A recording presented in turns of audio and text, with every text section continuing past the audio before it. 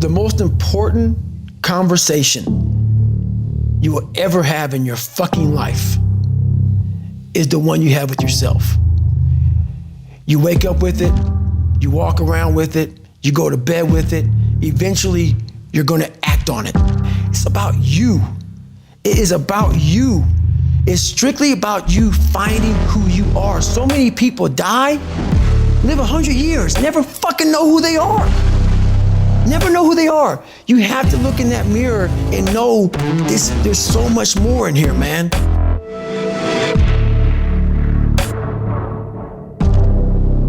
I can't believe I'm here. I can't even explain. It's the moments of 3 hell weeks. It's the moments of in that room by myself studying for hours and hours and hours, trying to catch up with all the kids who are above me. It's just those moments, like the real raw moments of life. I did that. I overcame that shit. You know, it's like, it's this power behind all that shit. And that's the feeling I was looking for in my life. I found it. It wasn't money, it wasn't fame, it wasn't awards. It was that feeling I have right now. It's like I worked myself so hard that I turned a person this fucked up into this motherfucker right here. Not off of reading a fucking book off a theorist, off of going to work on myself and saying, I don't know how to do this, but I know that to get over there to that fucking side, I gotta grind myself into a fucking fine powder. And I did it. I did it off of sure will. We're all, a lot of us are going through a hard time in life. Some people have been bullied. Some people are just stressed out. Some people are insecure. Some people are fat and overweight. And the world puts a lot of this shit in your mind. Stop judging yourself against other fucked up people who have hidden it better than you. That's all they've done. They've masked their shit better than you have, and now they're flipping it back on you and saying you're fucked up. I want you to realize that this world, life, is one big head game. And once you learn to play the motherfucking head game, it's no longer a game anymore at all. You can start living your life. Life made you this way. We can't live like this. We can't live in fear. We can't live in judgment.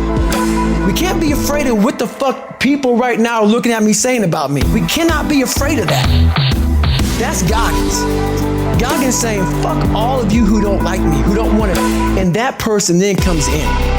But you have to be David Goggins and say, man, I'm afraid of this. I'm fucked up here. Life made me this way here. I stutter. I have these issues with reading and writing, and I'm fat and I'm insecure. You have to face that in that dark room.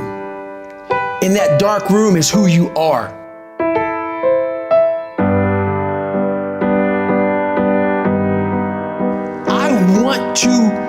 I want to find more. All I can. And in that fucking sack of shit, you have to dive in that to find more. But you have to find strength.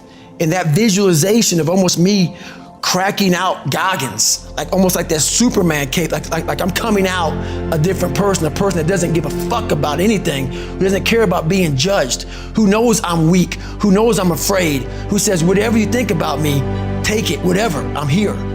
That's Goggins. In the dark room, you face yourself, you realize you want to be better, you realize you don't want to be this weak, insecure person in the world who has all these problems that we all have. We all have. Social media is a great platform to tell you who we want to be, not who we are. So that's where that dark room is.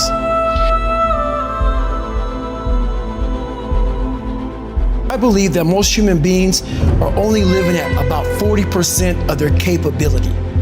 So the mind has a governor, like a car.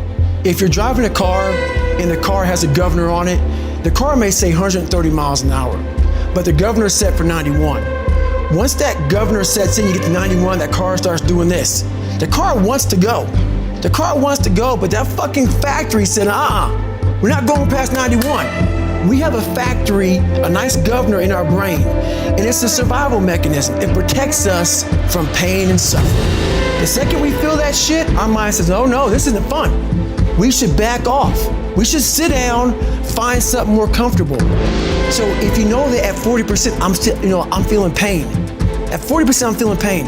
That's where the 40% rule kicks in. Now it starts. Okay, I'm feeling pain. My mind's saying all this shit to me. It's saying, get out of here, run, flee. The fight or flight kicks in. Okay, we're done, we're not good enough. It starts telling you all these things. You start to believe it because the mind controls all. This is the time where you have to gain control back in your mind.